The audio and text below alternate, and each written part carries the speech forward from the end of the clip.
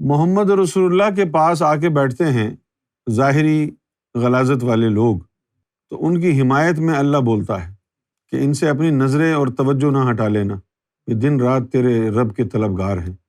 اور جب یہ چور اور ڈاکو آ کے سرکار گوھر شاہی کی بارگاہ میں بیٹھے تو اب کیا ہوتا ہے؟ اب اللہ تعالیٰ سرکار گوھر شاہی کو فرماتا ہے کہ آپ ان کو ڈانٹا کریں۔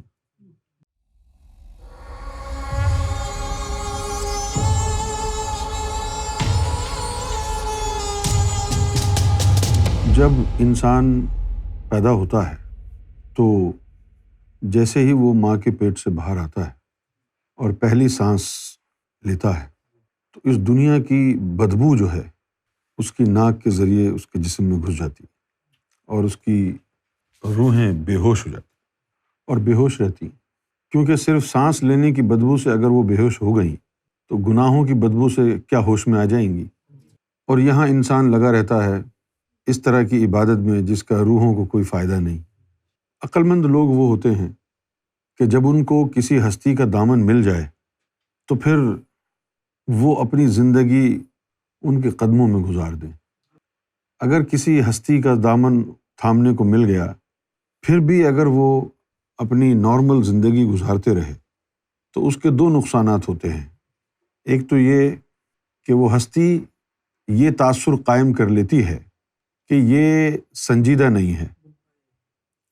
ذرا آپ تصور کریں، میں عورتوں سے مخاطب ہو جاتا ہوں کہ آپ روپ سنگھار کریں، میک اپ کریں، بال بنائیں، خوشبو لگائیں اور اس کے بعد کمرے سے باہر آئیں اور کوئی آپ کو دیکھ کے آپ کی تعریف نہ کرے تو آپ کو غصہ آئے گا یا نہیں آئے گا؟ اسی طرح ایسی ہستیاں جو زمین پہ آتی ہیں، ان سے ملاقات کرنے کے بعد بھی کوئی ان کا طالب نہ ہو تو پھر وہ ذات بدگمان ہو جاتی۔ جیسے حضور صلی اللہ علیہ وسلم تشریف جب لائے تو چند لوگ ایسے تھے کہ جنہوں نے اپنا گھر بار سب کچھ چھوڑ دیا اور حضور کے حجرے کے باہر زندگی بسر کرنے لگے۔ پھر حضور نے ان کے لیے چبوترا بنوا دیا، صبح شام دو کام، یا تو ذکر اللہ یا دیدار مصطفیٰ۔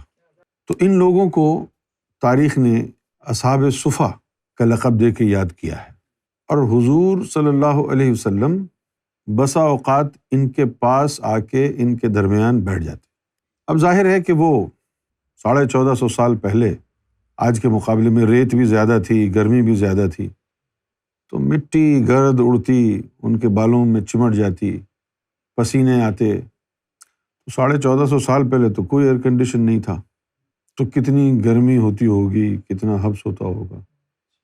اور پھر ذرا آپ غور کریں کہ جب گرمی پڑتی ہے، سورج کی شعاعیں زمین پر آتی ہیں اور اس رمل کو، ریت کو ٹکراتی ہیں تو ایک ریئیکشنری ہیٹ بھی وہاں سے نکلتی، تو گرمی وہ ڈبل ہو جاتی۔ تو اس میں پسینوں کا آنا جو ہے فطری عمل ہے، ان کو پسینے بھی آتے تھے، سر کے بال مٹی میں اٹے رہتے تھے، لیکن حضور ان کے درمیان آ کر کے بیٹھتے۔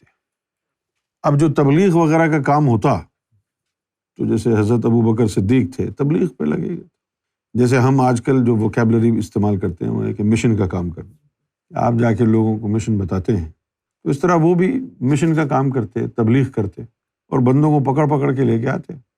یہ جب قریش کے جو رئیس امیر زادے تھے، جب ان لوگوں کو تبلیغ کا کام کیا گیا، ان کو بتایا گیا، تو یہ حضور سے ملنے کے لیے آتے، تو یہ دیکھتے کہ حضور تو اصحاب صفا کے ساتھ بیٹھے ہوئے ہیں اور وہیں بلا لیتے کہ بھئی آ جاؤ، تو ان کو آر محسوس ہوتی تھی۔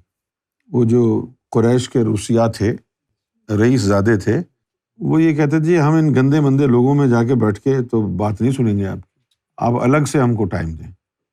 تو کچھ صحابہ اکرام نے بھی حضور کی بارگاہ میں عرض کیا کہ یا رسول اللہ، دین کا معاملہ ہے، اگر وہ ان کے ساتھ نہیں بیٹھنا چاہ رہے تو آپ ان کو الگ سے وقت دے دیں۔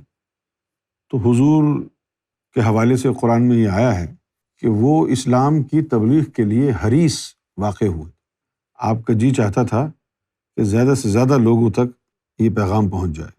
تو یہی چیز مد نظر رکھتے ہوئے حضور کے دل میں یہ خیال آیا کہ ان لوگوں سے کہیں الگ بیٹھ کے ملاقات کر لیتا ہوں میں۔ ابھی یہ خیال آیا ہی تھا کہ اللہ کی طرف سے آیت نازل ہو گئی کہ یا رسول اللہ صلی اللہ علیہ وسلم وَاصْبِرْ نَفْسَكَ مَعَ الَّذِينَ يَدْعُونَ رَبَّهُمْ بِالْغَدَاةِ وَالْعَشِيَّةِ کہ اے رسول صلی اللہ علیہ وسلم ان کی بدبو پر، ان کی بدحالی پر صبر کریں اور ان کے ساتھ ہی بیٹھے رہیں۔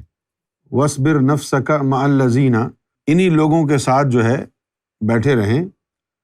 اور پھر دو چیزیں اللہ نے بیان کی کہ یہ جو گندے مندے لوگ ہیں ان کے ساتھ دو چیزیں ہیں جن کی اللہ تصدیق کر رہا ہے۔ کیا ہے وہ؟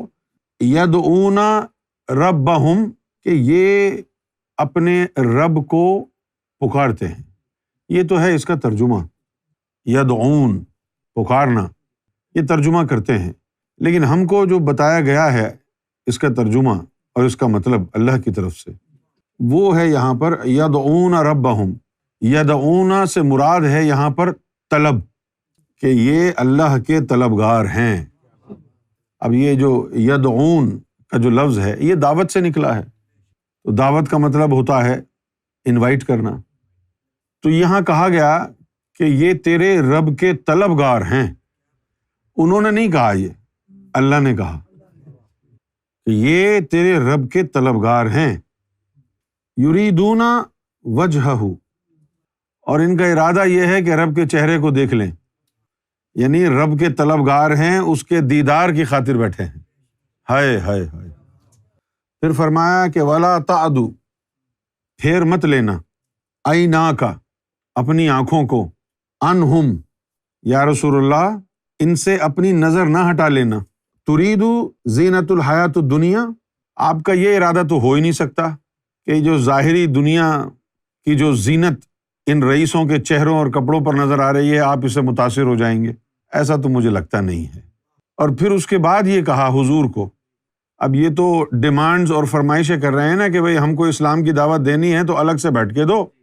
یہاں پر کیا فرمایا؟ وَلَا تُطِعْ مَنْ أَغْفَلْنَا قَلْبَهُ عَنْ ذِكْرِنَا، آپ پریفرنس دے رہے ہیں ان کو کہ جن کے قلب کو ہم نے اپنے ذکر سے غافل کر رکھا ہے، اور یہ گندے مندے لوگ وہ ہیں جن کے دل ہر وقت اللہ کا ذکر کرتے رہتے ہیں۔ اب گند دو طرح کا ہوتا ہے، ایک تو ہوتا ہے ظاہری گند اور ایک ہوتا ہے باطنی گند، غلاظت۔ یہ جو لوگ تھے، ظاہر ہے کہ جو آیت میں لکھا ہے اس سے تو یہی پتہ چلتا ہے کہ یہاں پر ظاہری جو ناپاکی تھی، ظاہری گندگی تھی، اس کا ذکر کیا گیا ہے۔ لیکن جب سرکار گوہر شاہی تشریف لائے ہیں یہاں پر، تو اس وقت پھر آپ کو اسی طرح کے لوگ ملے ہیں، لیکن اب یہ وہ لوگ ہیں جن کے گند اندر ہے، میلے کچیلے دل، کوئی عبادت میں نہیں، کوئی دل کی پاکی کا خیال نہیں، کوئی ظاہری پاکی کا خیال نہیں، چور ڈاکو چکے لفنگے، اس طرح کے لوگ سرکار گوہر شاہی کی طرف آنے لگے۔ اور جو بظاہر پاک لوگ تھے، نمازی پرہیزگار تھے، شریعت پر عمل پیرا تھے، یا کم سے کم اپنی دانست میں وہ یہ سمجھتے تھے کہ وہ باشرہ لوگ ہیں، ایسے لوگ سرکار گوہر شاہی سے نہ جانے کیوں رشتہ محبت استوار کرنے میں ناکام رہے۔ اور یہ جو گنہگار تھے، چور ڈاکو جو تھے، ان میں عاجزی فطری طور پر تھی، کیونکہ یہ تو چور اور ڈاکو تھے، ان کو تو کسی نے منہ نہیں لگایا تھا کبھی۔ سرکار نے ان سے پیار سے بات کی، سرکار نے ان کو قدموں میں جگہ دے دی، چوروں کو، ڈاکوؤں کو، ناکارہ لوگوں کو۔ اب کیا ہوتا ہے؟ سوچنے کی بات ہے یہ۔ محمد رسول اللہ کے پاس آ کے بیٹھتے ہیں ظاہری غلاظت والے لوگ، تو ان کی حمایت میں اللہ بولتا ہے کہ ان سے اپنی نظریں اور توجہ نہ ہٹا لینا، یہ دن رات تیرے رب کے طلبگار ہیں۔ اور جب یہ چور اور ڈاکو آ کے سرکار گوہر شاہی کی بارگاہ میں بیٹھے تو اب کیا ہوتا ہے؟ اب اللہ تعالیٰ سرکار گوہر شاہی کو فرماتا ہے کہ آپ ان کو ڈانٹا کریں۔ جب گندے مندے لوگ حضور کے پاس آ کے بیٹھے تو اللہ ان کی حمایت کر رہا ہے، اور جب گندے مندے لوگ سرکار گوہر شاہی کے پاس آ کے بیٹھے تو اللہ کہتا ہے کہ ان کو ڈانٹتے نہیں ہیں آپ۔ کیسی بات ہے نا؟ یہ تو ہمارے سامنے کا واقعہ ہے نا، لائیو گفتگو۔ ہم بیلفاسٹ میں تھے، آئرلینڈ میں. وہاں ایک چھوٹی سی جگہ ہے اینٹرم، بیلفاسٹ سے تھوڑا سا آگے. تو وہاں سرکار دورے پہ تھے، ٹھہرے ہوئے تھے ایک جگہ. شام کے 4:30-5 بجے کے قریب سرکار کے کمرے کی کھڑکی کھلی تو آپ نے دیکھا کہ ہم باہر کھڑے ہوئے ہیں. یہ ساری سنجیدگی غیبت کے بعد میرے اندر آئی ہے. غیبت سے پہلے تو ہم نے ایسا وقت گزارا ہے کہ کبھی سنجیدہ نہیں ہوئے. ہر وقت ایک مستی کا عالم، قہقہے، اور بس دنیا اور ما فیہا سے بے خبر، اس مدہوشی میں کہ بس سرکار سے تعلق جڑ گیا ہے، اب ڈر کاہے کا. تو ایسے ہی باہر کھڑے ہو کے ایک دوسرے سے چھیڑ خانی کر رہے تھے، مذاق کر رہے تھے. اچانک سرکار کی کھڑکی کھل گئی. سرکار کو دیکھ کے کھڑکی کھل گئی ہے، سب الرٹ ہو گئے. اب سرکار فرماتے ہیں کہ آج ہماری اللہ سے بات چیت ہوئی. تو ہم نے عرض کیا جی سرکار اللہ نے کیا کہا؟ تو سرکار نے فرمایا کہ اللہ کہتا ہے کہ تم ان لوگوں کو ڈانٹتے کیوں نہیں؟ یہ سر پہ چڑھ گئے، تم ان کو ڈانٹتے کیوں نہیں؟ سرکار آپ نے کیا فرمایا؟ تو سرکار نے فرمایا کہ ہم نے کہا کہ کیوں ڈانٹوں؟ سرکار نے فرمایا کہ میں نے یہ کہا کہ کیوں ڈانٹوں ان کو، تیرا ان پر کرم ہے. اللہ تعالیٰ فرماتا ہے اچھا میرا کرم ہے ان پہ، وہ کیسے؟ سرکار فرماتے ہیں کہ ان کے دل میں تیرا نام گونجتا ہے، تیری مرضی، تیری رضا، تیری عطا سے گونجتا ہے نا، تو یہ کرم نہیں ہے تو اور کیا ہے؟ تو نے منظور کیا ہے ان کو، اب تو نے منظور کر لیا ہے تو یہ کرم ہے نا. چند ہستیاں ایسی گزری ہیں جن کا ذکر قرآن میں آیا لیکن نام نہیں ہے. تو اب یہ جو لوگ جو چور ڈاکو سرکار کے سامنے کھڑے تھے، ان کی سٹوریز بھی عرش الہی پر پہنچی ہوئی تھی نا.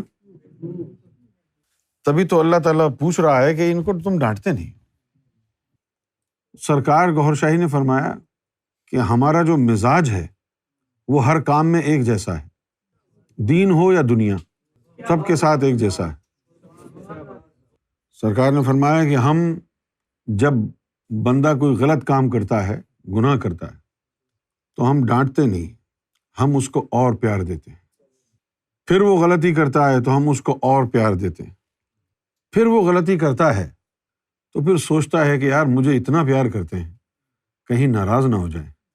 تو اس خوف سے پھر وہ سدھر جاتا ہے. سرکار گوہر شاہی کا یہ طریقہ مبارک صرف سرکار گوہر شاہی کے لیے ہی ہے. سوال یہ پیدا ہوتا ہے کہ ان لوگوں کی صف میں آج کون کون کھڑا ہے؟ ان کی صف میں کھڑا ہونے کے لیے سرکار کو راضی کیا جاتا ہے.